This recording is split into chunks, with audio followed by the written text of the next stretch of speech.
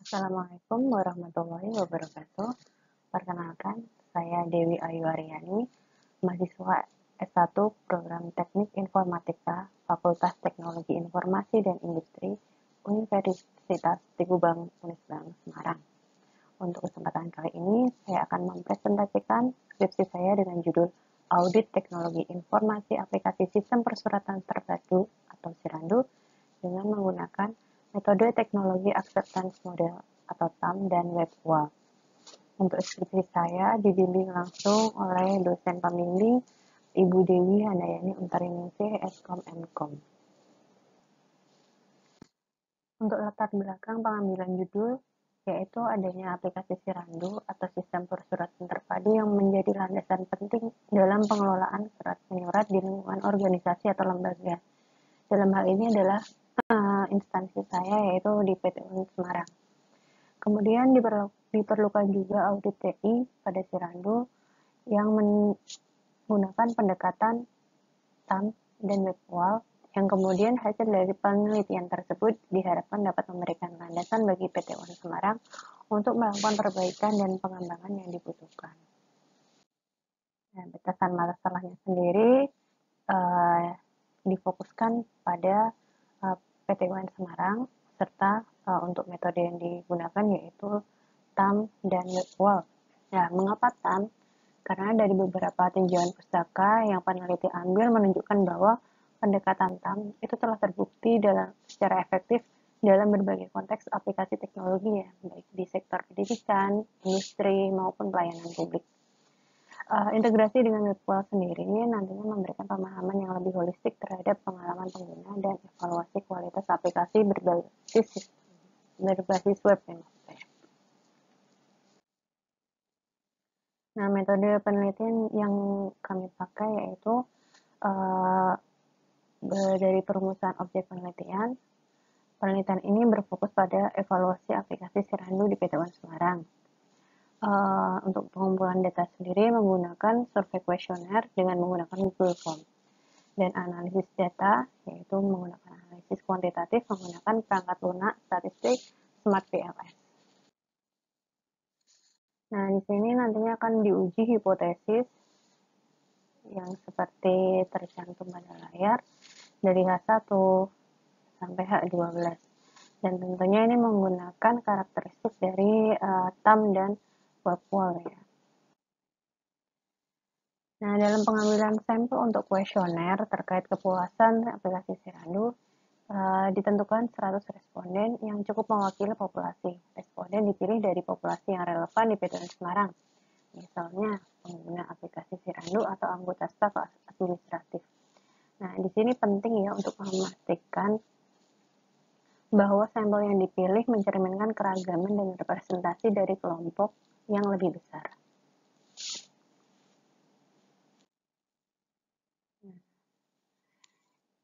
Yang dicari dari penelitian ini yaitu salah satunya hasil uji validitas. Pengujian validitas sendiri merupakan langkah krusial dalam penelitian untuk menjamin bahwa alat ukur yang digunakan mampu menilai konstruk yang dimaksud dengan tepat dan konsisten. Dalam penelitian ini, uji validitas dilaksanakan dengan menggunakan Smart PLS. Nah, hasil dari analisis uji validitas dengan menggunakan Smart PLS ini mengindikasikan bahwa semua indikator dalam studi ini telah memenuhi syarat validitas konvergen. Nah, validitas konvergen sendiri diuji dengan memeriksa nilai average variance expected atau AVI yang harus lebih besar dari 0,5. Semua variabel dalam studi ini menunjukkan bahwa nilai AV di atas 0,5 atau bisa digambarkan dengan warna hijau ya untuk di aplikasinya sendiri, yang mengindikasikan bahwa masing-masing indikator mampu menjelaskan variabel laten yang diukur dengan baik. Selain itu, nilai overloading dari setiap indikator juga di atas 0,7 berwarna hijau juga, yang menegaskan bahwa indikator-indikator tersebut valid dalam mengukur konstruk yang dimaksud. Kemudian diuji juga untuk hasil uji reliabilitas. Nah, di sini Uji reliabilitas dilaksanakan menggunakan Smart PLS dengan mengukur nilai CR-nya atau Composite Reliability dan Cronbach Alpha untuk setiap konstruk. Nah, untuk kriteria pengujiannya itu bisa diterima jika nilai Cronbach Alpha lebih dari 0,7 dan CR lebih dari 0,7 juga. Dalam program Smart PLS, angka-angka tersebut akan ditunjukkan dengan warna hijau jika memang diterima. Nah, kemudian dari berbagai indikator TAM maupun MapWolf nantinya akan terdapat saling hubung dengan menguji hipotesis tadi yang dilakukan untuk mengevaluasi hubungan antara variabel laten dalam model yang dihipotesiskan. Nah, dalam studi ini, metode Partial Least Squares Structural Equation Modeling atau PLSM diterapkan dengan menggunakan perangkat LONA Smart PLS untuk menguji signifikasi jalur struktural antar konstruk. Nah, untuk memperoleh nilai p-value dalam analisis menggunakan Smart PLS, maka perlu diadakan uji bootstrapping. P-value sendiri memberikan probabilitas bahwa hasil yang diamati dapat terjadi secara kebetulan. Nah, p-value yang lebih kecil dari 0,05 umumnya dianggap signifikan.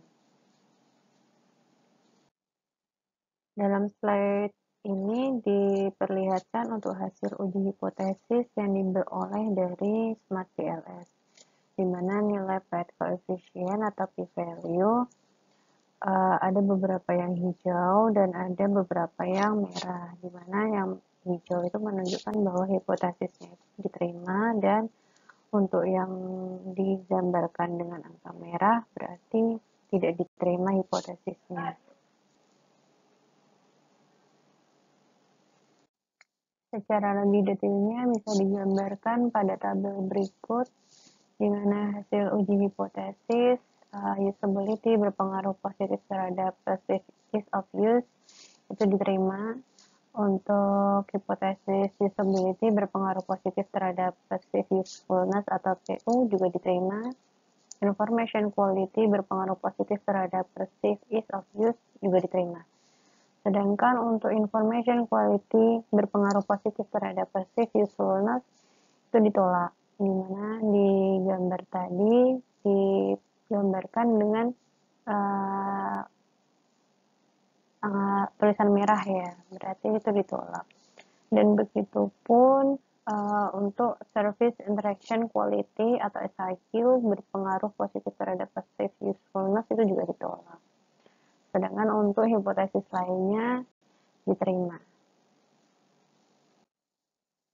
Kemudian untuk secara keseluruhan pengaruh indikator TAM dan WebQual terhadap penilaian keseluruhan website, di mana meskipun pengguna memberikan penilaian buruk terhadap website secara keseluruhan, namun jika hipotesis menunjukkan bahwa faktor-faktor seperti usability, kegunaan, dan sikap terhadap penggunaan memiliki pengaruh positif signifikan terhadap niat pengguna atau BI, maka ada kemungkinan bahwa meskipun evaluasi awal buruk, pengguna masih memiliki niat untuk menggunakan aplikasi atau sistem.